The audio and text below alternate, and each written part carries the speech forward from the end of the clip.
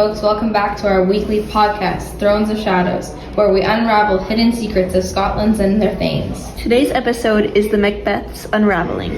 And many mysteries, and many mysterious secrets. Anyways, thank you, hags and all, for joining us today. We haven't spoken in such a long time. We missed you. Today we'll be discussing the unraveling of the Macbeths. As you know, there have been quite a lot of murders in the past couple weeks. Who did them? Nobody knows. Well, Nobody knows. but Anyways, like I said, nobody knows. In case you're new here, we're your hosts. Heather and Lauren. We have a guest here with us today. Hey there. Agnes was a servant in the castle when the first murder happened. Can you tell us a little bit about yourself, Agnes? Sure. I've been the helping hand for luxury as long as I can remember.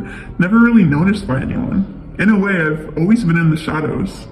Literally in the shadows, or... Of course she doesn't mean literally in the shadows. No, I mean literally in the shadows.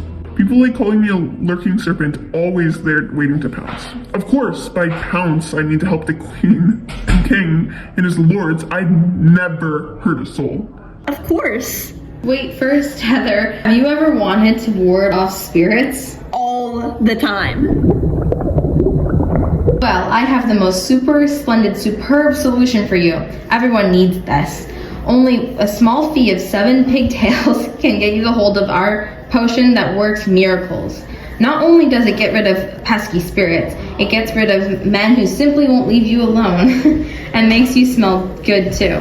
Side effects being dizziness, hallucinations, nausea, heart attacks, liver damage, difficulty breathing, eating, and sleeping. But don't worry, those spirits will be gone in the snap of a finger. Contact your doctor today to see if this is the potion for you. Oh my gosh, what's the name of this concoction? Spirits be gone. Kind of self-explanatory, eh? Anywho, can you tell us what happened on the 1st of June? Who was there and when? It was midnight and I was doing my nightly stock up of the chambers closet. That's when I heard the panicked voice. Will all great Neptune's ocean wash this blood clean from my hands? No, this my hand will rather the multitudinous seas incarnate Dane, making the green one red.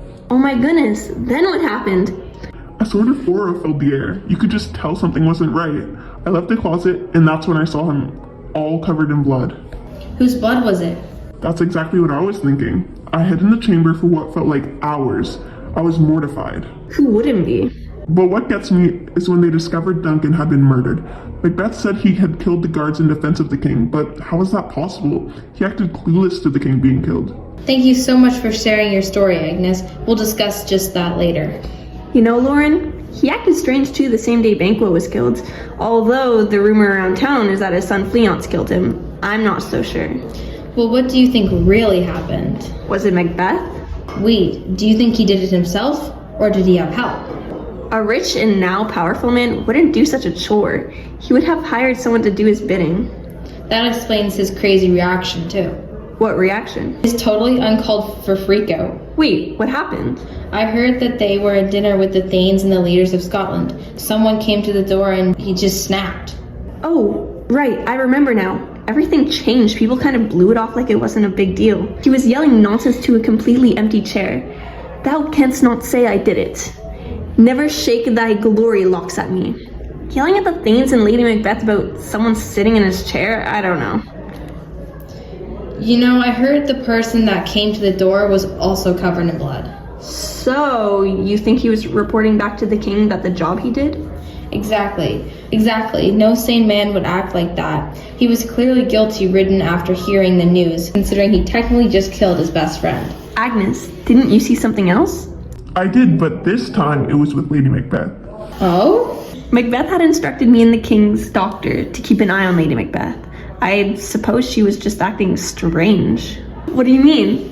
Well, she was sleepwalking, constantly scrubbing her hands. She kept repeating that she was supposedly cleaning the blood off of them and nothing could get rid of the actions which she had done. She sort of was admitting to the murders. Precisely.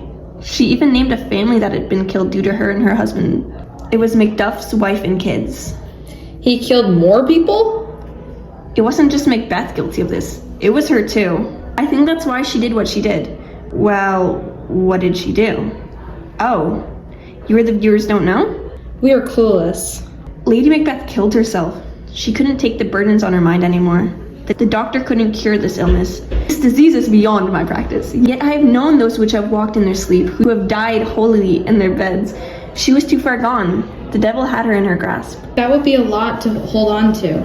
I mean, if they did do all those things, with all this evidence, it's kind of hard to defend them. Well, we're gonna wrap it up here. Thank you so much, Agnes, for sharing your stories and input on this sad yet gruesome truth.